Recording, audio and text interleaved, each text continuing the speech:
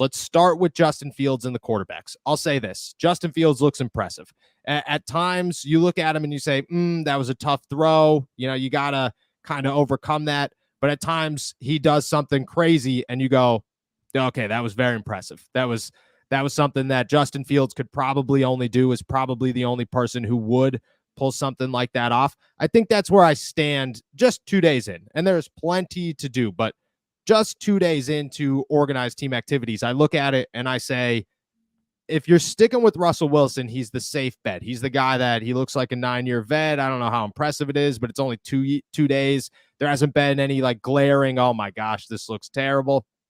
But at the same time, there hasn't been many, oh, that was awesome. That was super cool. Justin Fields, on the other hand, you have those moments where you're like, that wasn't great. But then you have those moments where you're like, that was crazy. That was cool. That was fun to watch. And I think when it comes to Justin Fields, my big question is what one is going to overshine the other. If Justin Fields does turn out to be your guy, can he make more wow plays than, oh, that wasn't the right move play? That's the mistake. And I think everybody's kind of wondering the same question is Justin Fields, is he good enough? Is he headed in the right direction? Does he have enough development left to overcome those big mistakes and those moments of, it shouldn't have done that. That wasn't the right move.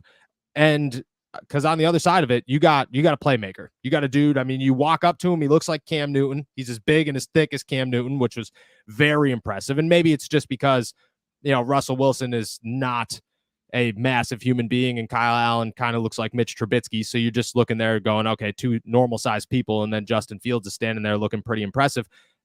But I just think that, you watch him, you look at him and you say, maybe I'm a little bit biased, but I think this guy's got more potential than anybody on this roster right now, which is impressive.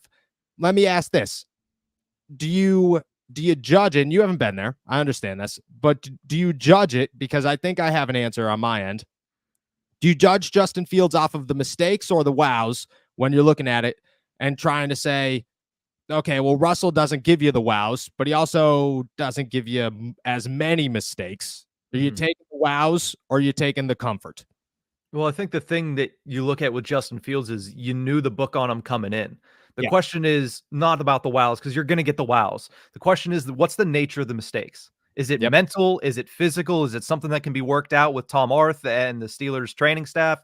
Or is it something where it's going to be part of his game? You're going to have to live with it.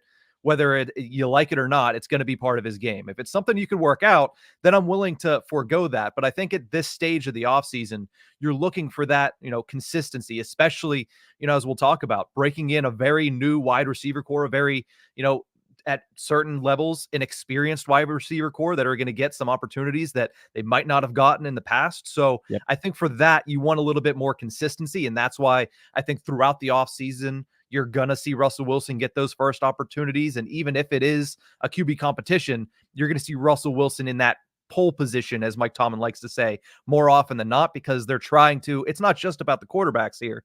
It's a lot about getting the entire offense to start to click on one path. And there's a lot of new faces on there. So I think with that, I would lean the consistency, especially early on here in the process.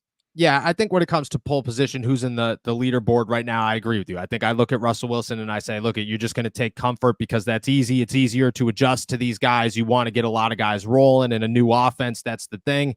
But I will say that Justin looks good enough right now and impressive enough and has those moments. I mean, I think he clearly won yesterday. Like, it's not a competition right now, but if you had to pick one, I think Justin had the better day yesterday.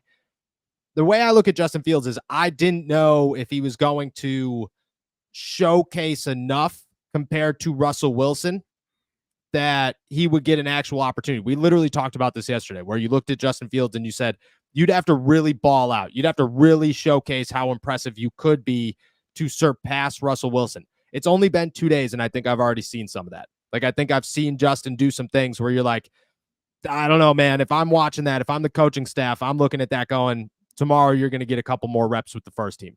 Tomorrow you might get an opportunity a little bit more than you had an opportunity today. I think Justin's done those things. And if that's only 2 days in, what comes in a week? What comes in a month? What comes once you put the pads on and you possibly have better wide receivers and you're more comfortable in the offense? When does all that start to play a factor? Because I think Justin has a real shot here. Like, it's nothing against Russ. And we're going to get to the wide receivers in a second. I honestly think Russ is playing with a massive handicap when it comes to his wide receiver cores. But I don't know, like when in the same conversation, in the same argument, if you are playing with such a significant disadvantage for pass catchers, you kind of want the guy out there that, okay, well, at least he could run around and make something. I mean, yesterday, and I'm not allowed to say this thing, so maybe I'm about to walk into camp and get in trouble here. But yesterday, Justin runs up and literally avoids a tackle, jumps in midair, throws it sideways, touchdown. And you're like, all right, that was wild. That shouldn't have happened, and it does. And sometimes you just need that, especially like I said, if you're working with such a handicap, maybe having the guy who is just crazy on the field and does crazy things that shouldn't work is the way to go about it compared to safe and reliable.